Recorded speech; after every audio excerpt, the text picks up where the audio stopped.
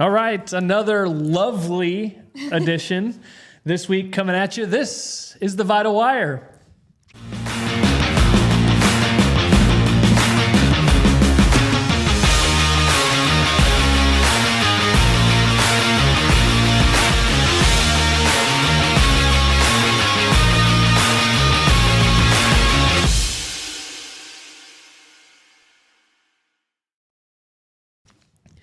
All right.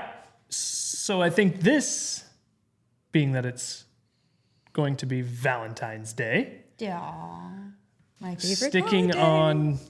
on the love train here, but giving some people, what we're going to talk about today is going to help people and giving them the things that we use that we have found valuable, not only, yes, in our relationship, however, with our teams, whether it's dance team, whether it's team at the office, or that, whatever we're a part of, there are some great resources when it comes to being very relational with each other that you can, be able to communicate better. But not only just communicate, and I don't want to give it all away on the front end here because I just kind of geek out over this. This is one of the things that I really, really enjoy, but not just communicate, but there's so many other things that you can pick up on as you course through some of these resources we're going to talk about today. Right. So with that being said, February is awesome here. If you haven't liked or subscribed, please do that. That will help us a lot as we continue. We've had some great momentum with the podcast since we've started it. Just a little tiny podcast. No intentions of being mainstream, but it does help us. We love to get feedback. So like that, our social medias, Vital Performance, you can find us all over the social medias as well. This month has already been a lot of fun with our February for Families. We've had a lot of referrals already from that. Yes, so that is great. Just a few things that's going on in the office. But why I do mention some of that is because we want to be relational with you, and we hope that you can be relational with us. And we're going to give you some tips going forward here on how to do that better, not only in your community, but at your home, in your relationships, in your intimate relationships. Right. So there's a few. Which one you want to start with? Love languages. Love languages. Yes. The obvious choice for today. Love languages. Love languages. There are three major ones that we utilize here, not only in our office but also in our relationship, and outside of that as well, that we really love. And one of them happens to be love languages. And racing. It's not one of the ones that we're going to talk about today. But vacations. I like where you're at that. But love languages, there are 5 of them. Acts of service, gifts, physical touch, quality time, and words of affirmation. And everybody receives love, as in these love languages, in a different manner, or top to bottom, depending on what you have as your top love language that you receive love in versus your bottom. So there's 5 of these, and they're ranked, right? It's everybody loves the little personality tests, and yes, this is kind of on that realm. However, I think the 3 and the first one being love languages, these have been very, very powerful. So there's 5, and they kind of rank accordingly. Right, and so acts of service, it could be as simple as completing chores for your spouse. Caring for the kids, doing tasks together, making coffee for that other person, whether that be in office or something else. Gifts, obviously, giving a present.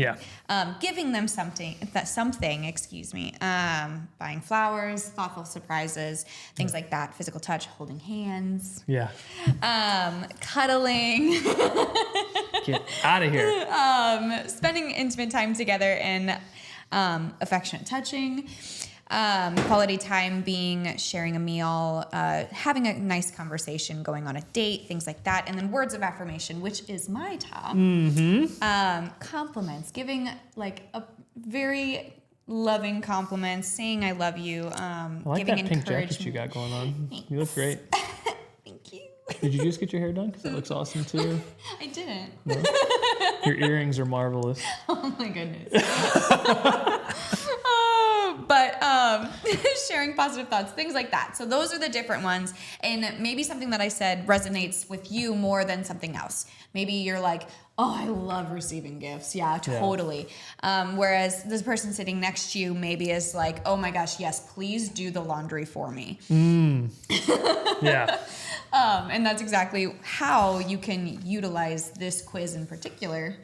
And that's just, and that's really just on one front too, because we've also used these with some of our friends and with our team at the office. Right. So you could, I think if everybody knew what everybody else's love language was, I mean, that would automatically make the world a better place. Oh, 100%. Because you can use these, not, like I said, not just at home, not just in the more intimate relationships, but with the people around you and the people that work with you or for you, whatever that might look like. If you know how each one of the people in front of you, whoever you encounter every day, it's like buy somebody's coffee today at Starbucks. That could be taken very wrong. I think we've all done this. It's like, oh, I did this and I just didn't get the reaction I wanted. It's like, well, maybe that person's love language isn't gifts. That could be like gifts and acts of service in that way. Right. But what if their love language was quality time? What if they bought their own coffee and they were sitting by themselves and you introduced themselves and asked if you could have a seat and you created some quality time? Right. That would have spoke to that person more. But especially with your teams, whether it's a sports team or work teams or school team, whatever it is, if you knew everybody's love languages and what they preferred and did not prefer, you could really, really excite, inspire, and gift, so to speak, accordingly. Right.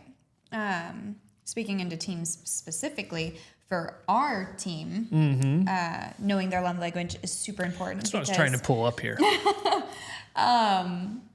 Mainly because our team does have different love languages.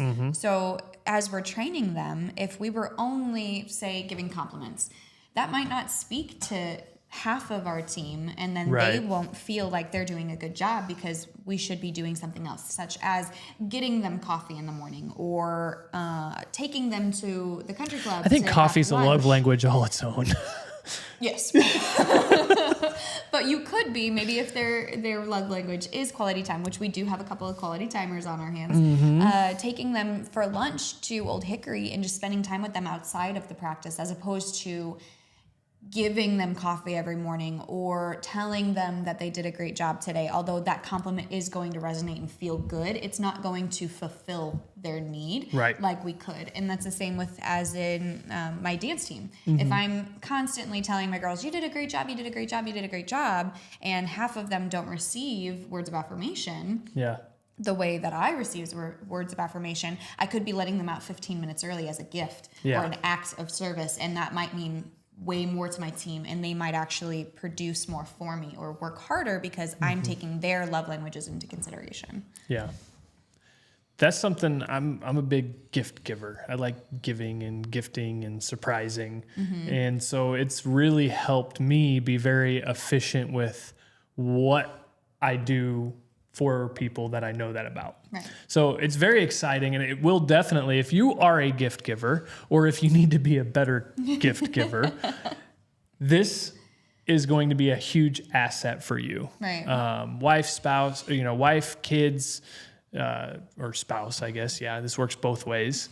Kids, teams, like I said, the more you know about them, you can really inspire somebody. It's, that's either slacking or that has done very well. Like, you can inspire them multiple different ways. If all you do, if you know that person has, their kid has a basketball game or something that night, and they're going to be rushing to get to, it's like, hey, you did a great job this week. Why don't you go ahead and take off and make sure you get to your kid's basketball game? Like, that is huge. Instead of just like, oh, hey, here's a Starbucks gift card. Congratulations. Thank you for working hard, because that's what we know you're working for is coffee. No, that's why we work, is because we have coffee. That's why we're able to work, is we have had coffee. So mine's acts of service. Yours is acts of service. Yours is words. What's yours? Words of affirmation. It has helped us a lot, yes, personally, for sure. But acts of service for me, it's like, yeah, you take my truck to get detailed and surprise me with that. That is huge. Yeah. So there's links that we can post to get you guys in the direction of these things. I highly encourage everybody, goes through these and Yes. really figures out not just what you are, but maybe have fun with this. People around you, family members, have multiple people take it. I think you'll find it is a great asset no matter what. It creates that environment that you desire because everybody will feel fulfilled and feel heard instead of just going about your day, whether that be in the business. And I'm going to use the business as an example. If you're not talking to your employees or if you're not able to communicate with your employees properly because you don't know what they actually love or how they receive love, it's very hard to create a cohesive and good environment for your clientele, for your workers, for anybody if you don't know how to speak to your employees as an employer. I'm sorry. I see not lying. There's a balloon out here. I think of after recent events, we might want to have somebody take that out. As I'm looking out the window here. Oh, it's a heart balloon. Oh, yeah, it is a heart balloon. Yeah, imagine that. I'd still take it out. Get rid of that. Acts of service, somebody take that balloon out, please. So yeah, great resource. Anything else on that? There's a couple more we can go into. Well, yeah, I mean, you could even talk about how, like for me, acts of service is actually my lowest. So what makes me mad is when he tries to do acts for me. So it creates a barrier in your communication and in your relationships, whether that be in person with your spouse or anything else. Believe it or not, guys, you can make your wife mad by emptying the dishwasher. You can. Oh, it makes me so mad. It does. Because that's just not, whether I'm trying to suck up and gain some brownie points or not, I'm just trying to get something done. That's just not quite how it rolls. I will literally stomp around the house. I will stomp around the house because he's doing something that was, and not that we're like, ancient ancestors, I have to do the household chores, but I started it. I have to finish it, or I feel like I am not accomplished. I am not doing what I was supposed to do, and then he takes over. It depletes me. So yeah, understanding what the lower end of everybody is too is very important, because you don't want to not just overstep. You just don't want to miss the mark. You just you don't want to reward somebody in the wrong way, and you want to let somebody also have their space. So, but another one that we use is, which one you want to go to next? I don't. Why don't we do Enneagram? Enneagram? Yeah, we can end with Clifton because I like that one a lot. Okay. So the Enneagram, this is something that Erika also really geeks out about. I turn to her for this one. I love it, but I have to ask all the questions about it all the time. There's 9 different ones, and you can't wing with this one, and this one has 2 wings, and this one has a foot. But there's some great information. And as we get through this one and the next one, we'll kind of show you why this is a great lattice of information to be able to know. So, but Enneagram, tell us what's the Enneagram all about? So the Enneagram is another personality test. It is a breakdown of your actual persona, essentially. Such as, so 1 is a perfectionist, 2 is an advisor, 3 achiever, 2 is also considered the helper. 4 individualist, 5 is thinker, 6 is guardian. They're very loyal. 7 is optimist, 8 is challenger, and 9 is meditator. So, as he stated, they do have wings sometimes. So you can wing with the direct numbers off of your number. So 1 can wing 9 or 2. 2 can wing 1 or 3, things like that. And it's very cool to see how those personality traits actually play into your daily life. So for me, I am a 2. I don't have a strong wing, and I am 100% a helper. I love being a mom. I help all of my friends. My biggest thing is, what can I do for you? I don't care what I do for myself, which can also be a negative because I then put myself very low on the totem pole and I do deplete myself a lot, but that 100% has something to do with my characteristic traits of being a 2 because I love to support, I love to help, and I do that through others And that's why I have to work on myself a little bit. And me knowing that, again, we're not trying to do a marriage counseling podcast necessarily, but maybe if she's just somebody who's on my team or works at the office, that's huge for me, knowing that she is that too, that she is that supporter and she is that helper. So not only does it help in spouse, because yes, we are talking about Valentine's Day and relationships, but it helps in every relationship. So again, just another great resource for your teams to do and to know about your teams. So you can know kind of how they default and where their mindset is and a little bit of their come from as well. So our team we have a 3 and we have a 2 wing 3. And our 3, who is Cheney, high achiever. Very, very high achiever. Loves getting stuff done. Yep. And the more you can put on her plate, the more accomplished she feels. And not like an overwhelming amount of like, here's all the stuff, take it on, but more of like, hey, I need help with this. Do you think we can make it happen? And she, immediately makes it happen. And that makes her feel so good, knowing that not only that we trusted her with that stuff, but that she was able to do it. And as long as she can accomplish those things, her personality just continues to go through the roof. Whereas with Casey, who is a 2-3, she loves to help you get that done, but she wants to get it done too. Yeah. She's an achiever as well on the other end. So she will help you get there. Yeah. And she will feel so good about it as she's doing it. Yeah. Kind of like a side by side. She's like a sidekick. Like it's like, hey, Cheney could be like, we're going here. I am on this. And she will be right by your side helping you, where Cheney doesn't necessarily need, like she can just do. Right. So it's fun to have that dynamic, because that's literally what builds a culture of a team. Right. And if you know that, you know how to pair people up in the right scenarios to do whatever it is that needs to get done, or whatever needs to be written, or whatever needs to be said, or who needs to be dealt with. It's such a great asset for sure. And that's having a 2 also at the front desk is fabulous, because all that she wants to do is help and be part of and enjoy the practice. So everybody loves Casey at the front desk. They love talking to her, our clients, everything like that, because that is definitely her personality is perfect for right there. And that's super fun too. If you're, a employer and you have them take these tests, you can really see where these people should be placed in your business. Like who should be on the phone?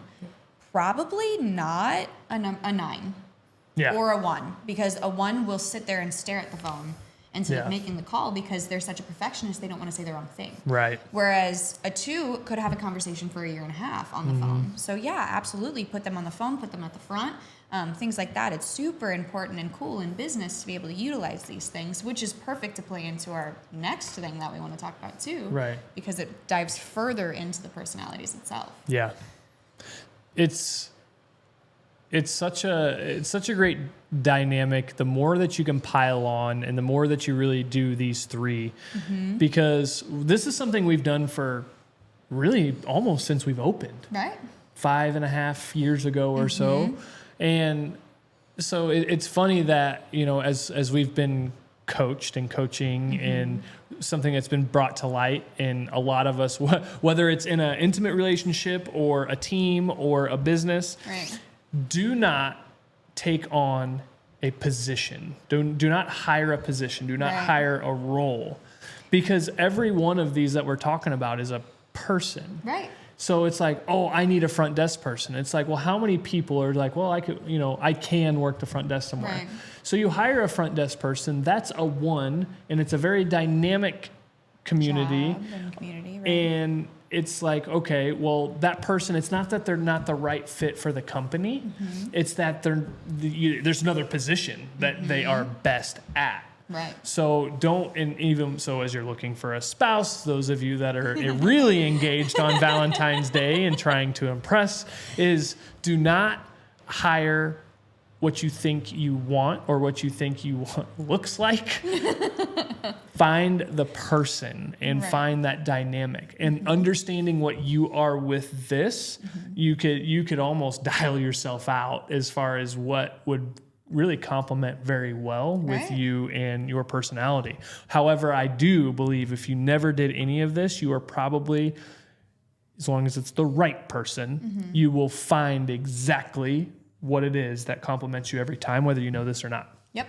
And something too that I just thought of in the workplace and as you're hiring and things like that, if you have a current employee and you haven't taken any of these things and they are so stressed out, I bet it's because you have them in a spot that their personality either can't thrive in Yep. or is just not a good fit. Yep. Such as if we were to try, if we were to put Cheney at the front desk and make her talk to everybody all the time and only be there, homegirl would tank. Yeah. And because she was there. Yep. Like she was there, and we quickly saw that, understood that. The great thing is because of who she is, like she was willing to do it. So don't confuse the willingness of somebody to do it right in order to, when they could be better served personally, but also professionally at a different spot.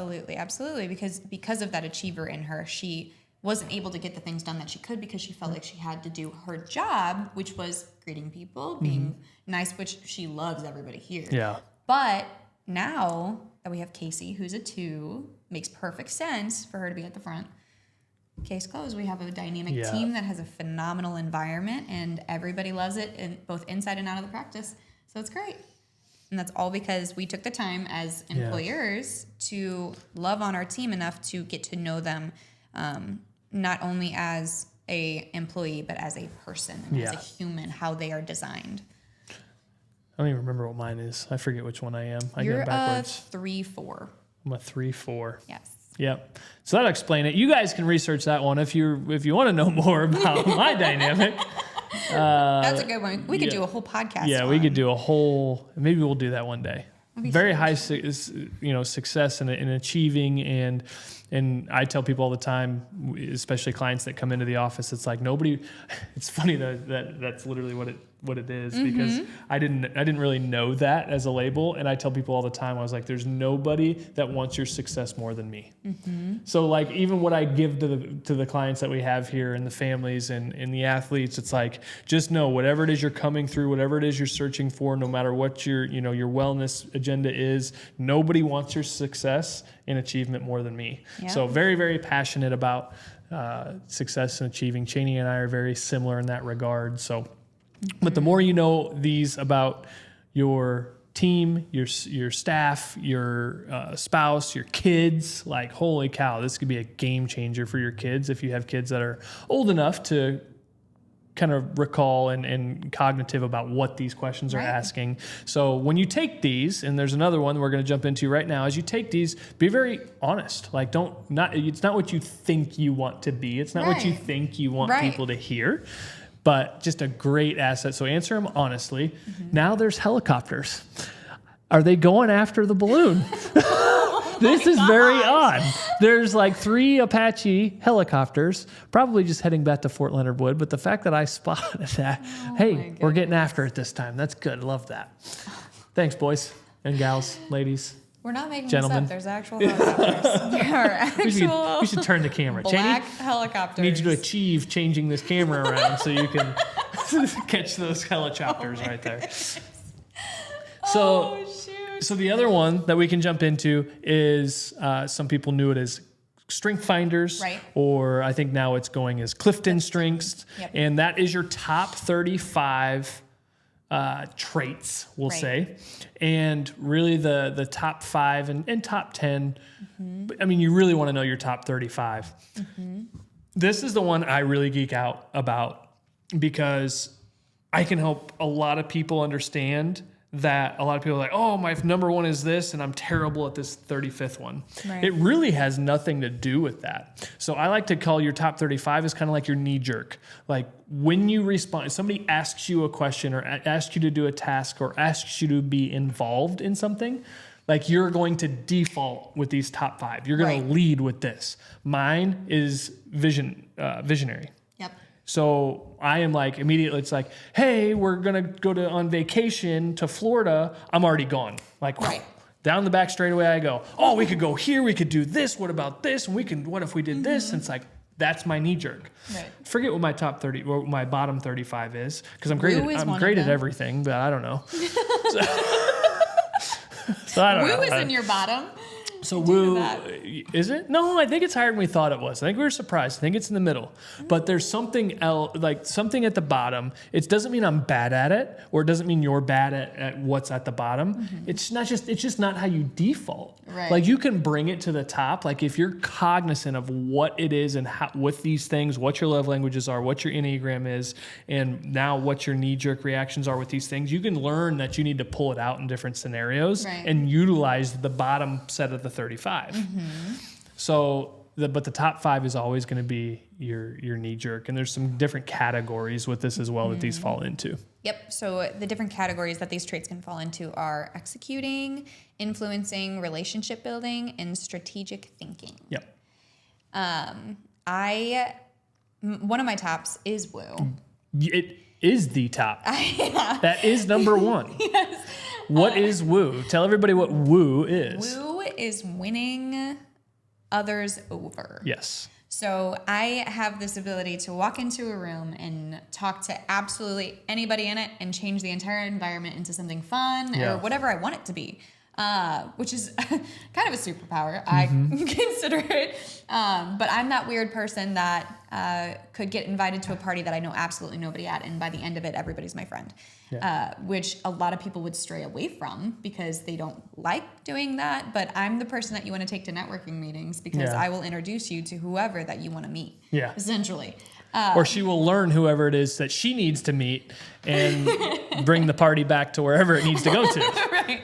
Yeah. Right. But that's one of mine. It's a fun one to have for sure, and it's definitely a power that is intriguing to learn more about too. And a lot of these in the top 35, like what the 35 are, a lot of these words, you wouldn't think, like you would like, oh, individualization, like you're good at doing things by yourself and you like to, work on your Right. own and maybe don't prefer to, you can work with a team. Actually, it has nothing to do with that. No, it's one of the strengths in relationship building. Right. So individualization is another one of my top ones. So I always think of this like as the coaching perspective is, you put me on a field with a bunch of athletes and I will be able to draw out what they're good at. Like I can take their individual skills and make them a very efficient team. Right. So that's a lot of fun. And I'm not saying I am great at that right at this point, but I am getting better all the time. But that's because, we all have a lot to learn. But I can still notice talent like when I see it. And like even when dance and things like that, you're like, watch this, and it's like I see the individual talents, whether they're spoken or whether they're acted on or whatever it is, just the ability to find individual skills and place them accordingly. So they're not always what you think they are. So it's really worth reading the description of what each one is and understanding it. And what's cool about that dynamic too is you have individualization. Why can't I say that? That's funny. Anyway, you have that one. I don't. But I do have maximizer. So you can put them in their place. And if they don't understand why you're putting them there, I actually, with maximizer, can not only help them understand what you saw in their skills, but I can help them to achieve higher in that position that they were placed in, which is super fun dynamic for us to have as business owners because we can really help coach our team accordingly just with the two of us having those two individual traits. Yeah. It's super fun. This one just is awesome. Yeah. So the top 35 in Clifton Strengths, like literally this might be a podcast we go over, or I can probably think of a guest that could come on and help that share. would be fun. We could do one of those.